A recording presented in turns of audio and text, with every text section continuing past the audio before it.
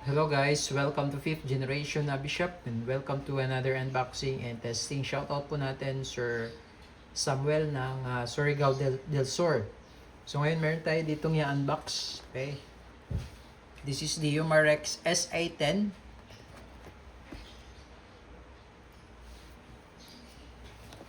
Yan, this is original design of Umarex po. This is dual ammo CO2 powered.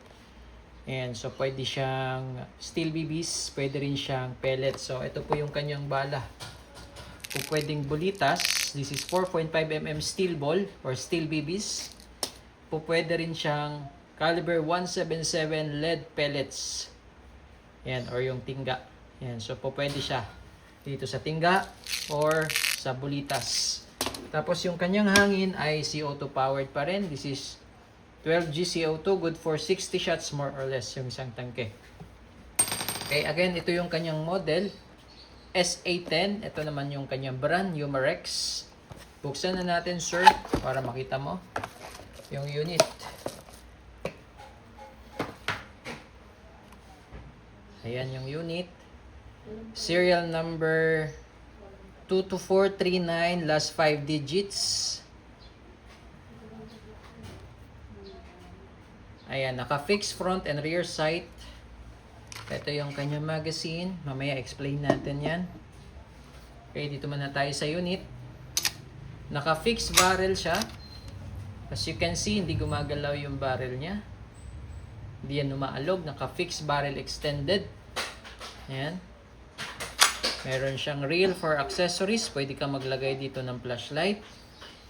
Ito yung kanyang safety. Ayan, meron naman siyang indicator. Yan, forward for safe. Yan, naka-safe siya ngayon. Then backward for fire. Double and single action. Umarex SA10. Okay, so ito yung kanyang magazine. This is rotary magazine po. Ayan, take note na itong tatlo na to ay para sa pellets, lead pellets. At itong isa ay para sa bulitas. Okay, so ganito po ang paglo-load. Load muna tayo ng bulitas. Sa paglo-load ng bulitas, huwag nyo na pong aalisin sa magazine, yung rotary. Naaalis kasi yan. Ayan, naaalis siya. So huwag nyo na po siyang aalisin. Direkta na po yan.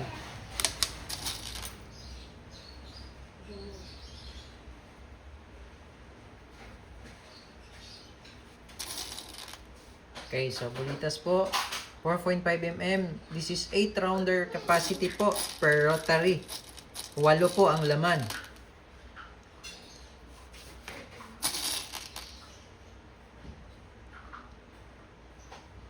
Ayan, so nakaload na tayo ng steel ball. Dito naman po sa rotary na pang pellets, pang lead pellets, kailangan po natin siyang alisin kasi sa likod po tayo maglalagay ng bala. Okay, so yan yung pellets. Now, tandaan nyo lang, yung gear sa harap, sa likod po tayo maglalagay ng bala. Okay? 8 din po ang capacity niya.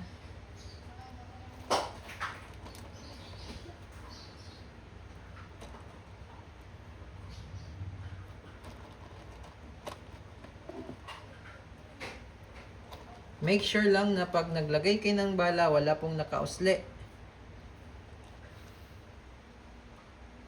Ayan. Okay? Okay, so tandaan po, 3 po yung sa lead pellets, no?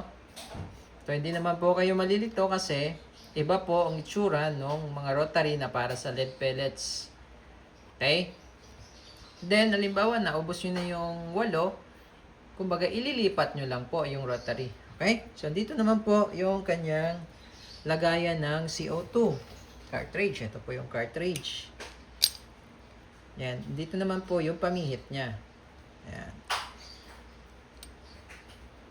Okay? Yan. Okay? So, pagka ganyan, butas na yan. So, once nabutas na yung cartridge, hanggat meron pa yan laman, huwag nyo muna siyang alisin. Kasi, pag inalis mo siya na may laman, sayang. Sisingaw po yun. Kasi, punctured na siya. Okay? Ayan. So, load natin sa magazine. Pag ganyan po, para hindi malaglag yung rotary. Pag ganyan. Okay? So, this is blowback. So, pwede mo siyang kasa. Nga lang, hindi po siya mag-open slide dahil nga rotary siya. Okay? Rotary po yung kanya magazine. Hindi spring fed. Okay? Again, shout out kay Sir Samuel. Okay, so testing po natin, sir.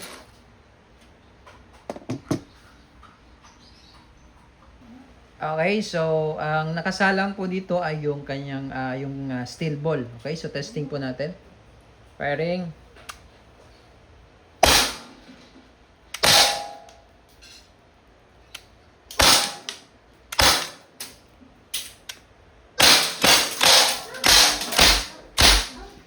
Okay, so ubos na po yung 8. I-release natin yung magazine. Pag ganyan po yung release, upward para hindi po malaglag yung rotary. Then, ililipat lang po natin. No? Yan, ito yung lead pellets naman, caliber 177 pointed.